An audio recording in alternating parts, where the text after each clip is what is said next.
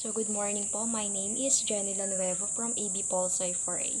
So, ngayon po, i-share ko po sa inyo yung sino po yung mga teachers, mga naging teachers ko na nagkaroon po ng malaking impact sa buhay ko as a student and as an individual po.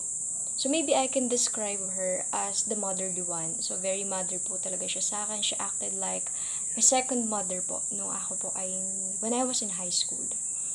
And during that time, nag-struggle po ako kasi meron po kaming family problem. So, yung love po from the family, hindi ko po yun masyadong nararamdaman, especially the love from my parents. Dahil nga po parang mas naging focus po sila dun po sa conflict na meron po sila yung aking pong mga parents.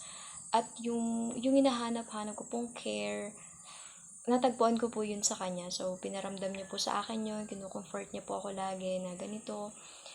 Yung mga lessons na binibigay niya, hindi ko po yung makakalimutan. Her powerful words, kung paano po niya ako i-motivate nung down na po ako.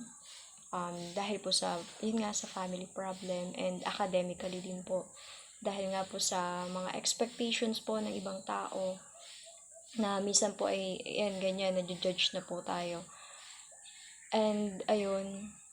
So, bakit po siya naging malaking impact sa akin? Kasi, he made my high school life better. Parang isa po siya sa naging dahilan kung bakit gustong gusto ko pong balikan yung school ko po nung high school. At naging makabuluhan din po yung araw-araw kong pagpasok dahil po sa kanya. Nandun po siya lagi sa bawat pagpasok ko na yung isasalubungin ka po niya ng ngiti, nagkakamustahin ka niya. At yun nga po, siya lang po yung teacher na kung saan ay sa kanya ko po talaga naranasan na parang hindi ko lang po siya guro. Kundi yun nga, parang nanay ko na po talaga siya sa loob ng eskwelahan, sa lahat po ng problema ko, sa bahay, personal problem, sa school, siya po yung laging nandyan.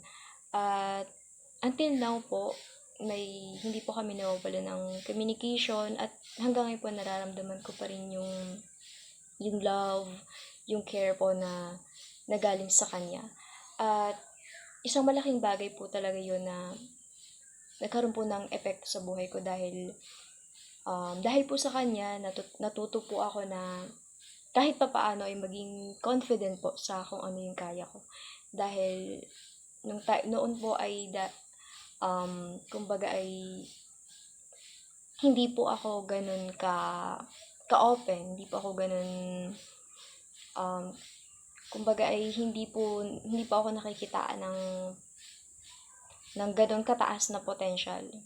Dahil nga po, yun nga, mababa po yung self-confidence ko. And she was there. Siya po yung nandun para po i-boost yung self-esteem ko na lagi niya sinasabi na kaya ko yan, okay lang kahit masabihan ako ng ibang teacher na ganito kasi medyo na-compare po ako dun sa older sister ko na she graduated with flying colors dun po sa pinasukan ko ding school. And yun po, marami po akong naranasan na hindi ko po masasabi pero humiliation sa isa ko pong teacher. So, parang negative impact naman po yung binigay niya sa akin, which is question niya po yung pagiging honor student ko that time.